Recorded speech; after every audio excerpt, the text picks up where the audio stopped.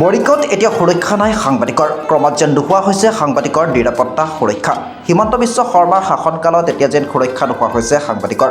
মৰিগাঁৱত এতিয়া ভেদনীয়া গুণ্ডাৰ টাৰ্গেট হৈছে সাংবাদিক ঘটনা অনুসৰি যোৱা 1 এপ্ৰিলৰ দিনা মৰিগাঁৱৰ তেলাহী চাৰিআলিস্থিত মৰিগাঁৱৰ সাংবাদিক জুনাইদ আহমেদৰ দোকানৰ সন্মুখত এখন চাৰিচকীয়া বাহনত অহা এটা অচিনাক্ত দুৰ্বৃত্তৰ দলে বিচাৰি তহিলং কৰিছিল সাংবাদিকগৰাকীক 1 তাৰিখে ঈদৰ পিছদিনাখন আৰু প্ৰায় ৰাতি 7:30 বজাত মোৰ দোকানখন বন্ধ আছিলে আৰু সেই সময়ত মোৰ দোকানখন বন্ধ থকাৰ পাছত এখন গাড়ী লৈ আৰু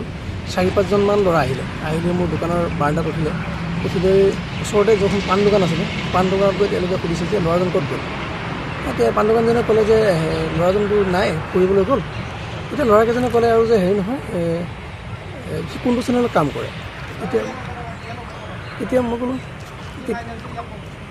এতিয়া মই ক'লোঁ যে হেৰি নহয়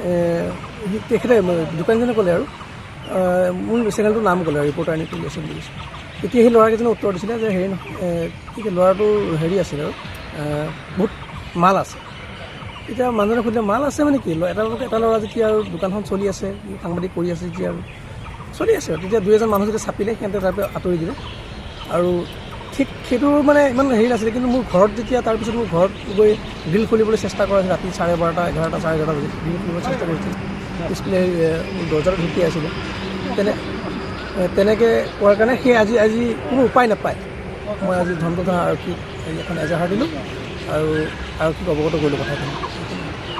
সাংবাদিক জুনাইদ আহমেদক বিচাৰি নাপাই কাষৰ এখন তামোল পাণৰ দোকানত সোধপোছ কৰি মাল আছে তেন্তে তাৰ বুলি দৌৰাদৌৰিকৈ আঁতৰি গ'ল সেই ঠাইৰ পৰা কিন্তু কি মাল সেয়া এতিয়াও ৰহস্যৰ আৱৰ্তত বিষয়টো প্ৰথম অৱস্থাত বৰ গভীৰভাৱে লোৱা নাছিল যদিও নিশা যেতিয়া ঘৰৰ গ্ৰিল দৰ্জা আদি ঢুকিওৱা আৰম্ভ কৰিলে তেতিয়াৰে পৰাই ভুক্তভোগী জুনাইদ আৰু তেওঁৰ পৰিয়াল চিন্তিত হৈ পৰিল আৰু যাৰ ফলত আজি ধৰমটোল আৰক্ষী থানাত এখন এজাহাৰ দাখিল কৰি আৰক্ষীৰ সহায় ল'বলৈ বাধ্য হ'ল ভুক্তভোগী সাংবাদিকগৰাকী মৰিগাঁৱৰ পৰা বুবুনাথৰ